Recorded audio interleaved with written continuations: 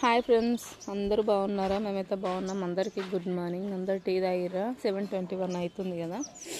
మేమైతే ఇక్కడ కొంచెం ప్లేస్ ఉంది, సామాన్ స్టోర్ చేసుకోవచ్చు అని ఒక చిన్న రూమ్ కడుతున్నాం కదా ఫ్రెండ్స్. రాత్రి అయితే అనుకోకుండా ఫుల్ వర్షం వచ్చింది. ఈ గోడ ఎట్లుంటుందో అనుకున్నాము. అయితే పెట్టుతా అంటేనే వర్షం వచ్చింది. అసలు వర్షంలో పెట్టినాం, అయినా కూడా గట్టిగానే అయింది, ఏం ఖరాబ్ కాలేదు. ఈ సైడ్ పొంటి అంతా మట్టి పోయాలి.